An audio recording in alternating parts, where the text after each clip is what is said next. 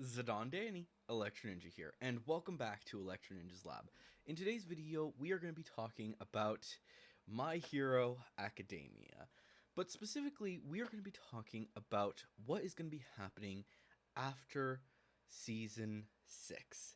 As in, what is going to be happening year 2 of My Hero Academia. Now, a few things to actually note. This video is going to be containing spoilers through season 6 of the anime and all the way through the current version or the current chapter of the manga, which as of right now is chapter 278. So with that out of the way, let's get into it. Now, the first thing that you may notice is that I have brought up this conversation multiple times. And the main reason that I want to bring up this whole video so many times is because of the fact that I don't think you guys may realize this, but everything is about to change. No matter how exactly they're going to work the story after this point remains to be seen. But the simple fact of the matter is that so much has changed in the last few chapters, and even just from the moment that you guys have seen in the anime to this moment currently in everything else is honestly insanity to think about. Since the end of the anime, we've had huge arcs. The arc of the training arc with Class B, the villain arc, the actual Endeavor arc. I don't really know what to call that, but there were a lot of arcs that were kind of going on at the same time, and yeah. And now, currently, the War arc. These arcs are huge and have huge impact for the rest of the series. If Deku is going to be becoming a hero, yeah, it's gonna be cool, but all of these things have actually helped to point us towards the direction of what exactly is going to be happening in the future chapters. And the first thing to note is that, first off, Class 1A isn't going to necessarily be working on its own now. While obviously there is going to be some collaboration with Class 1B, as there always has been, it's going to be extremely a lot more. And we also know that Shinso is likely going to join Class A, along with, I also think that Eri is also going to be in the class most of the time, and she's going to train with them. Basically as a way so that Aizawa can train her while the others are actually training as well. There's a lot of stuff that goes into it, but you get the point. The whole class is kind of working together. With this, I'm actually thinking that due to how much work Aizawa has to put into Eri's training, more of the training is going to be collaborative, working with Class B to actually train up these kids. The main reason I point to this is because of the fact that the next chapter is actually going to be the battle between Class A and B versus Gigantamacha and the League of Villains. Which honestly terrifies me to know what the heck is going on there. But it does mean that we will be seeing a lot more of these characters and them working together. It does make us wonder, is it possible that some of these characters are going to become more important as this show goes on? Obviously, characters like Deku, Bakugo, Ida, Todoroki, and Uraraka are the most important characters, but it does mean that we are going to be seeing more and more from the other classmates. Momo has basically become the commander-in-chief of the entire class, aside from, obviously, the the big four. Um, or big five, I guess. I don't know. Uraraka is kind of in a weird situation anyways, and the same goes for Suyu. The two of them just happen to be pretty important. Um, we'll see how things go in the future, but yeah. With that, I think that there is going to be a lot more training of the true groups working together to do a lot more stuff, which will honestly make things that are going to happen in future chapters insanity. The school festivals that will probably be happening again since it's a yearly thing, those are going to be insanity to think about. The sports festival and the school festival, when those two come together again, it's honestly going to be shocking, as along with the possibility for another summer camp. It's shocking, I know, but it does mean that there will more than likely be a lot of cool, fun little details that we'll get to see. As for the actual villains, honestly, I think that a lot more villain arcs are going to be happening.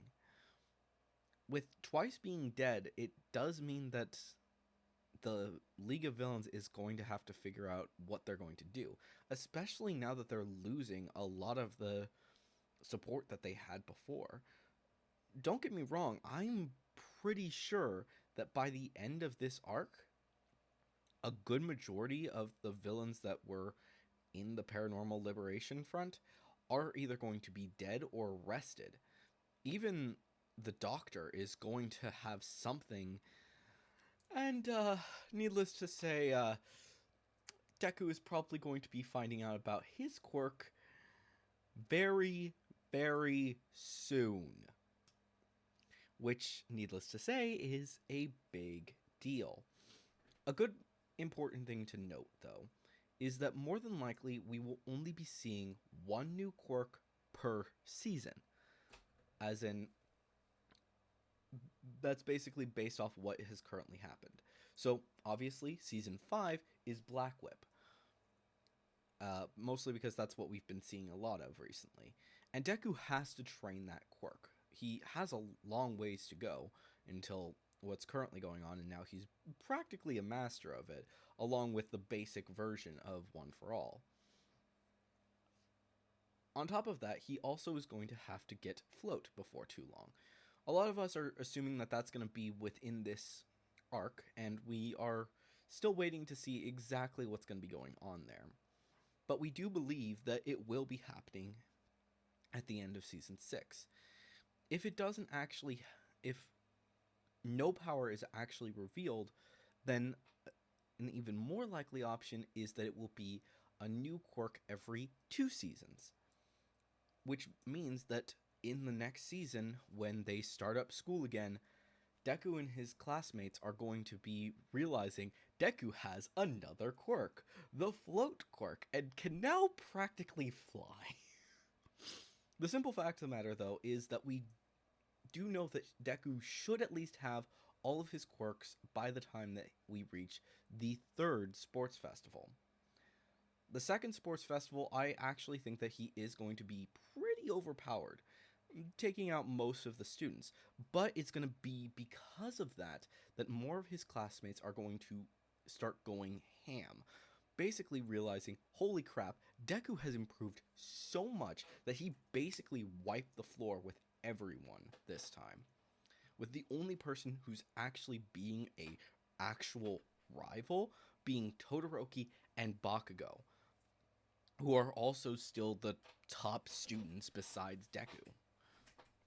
In this fight, Deku will win, but he's not necessarily going to win the 3rd year sports festival, basically allowing him to actually force the rest of his classmates to realize we need to learn more about Deku. We need to figure out how to actually beat him.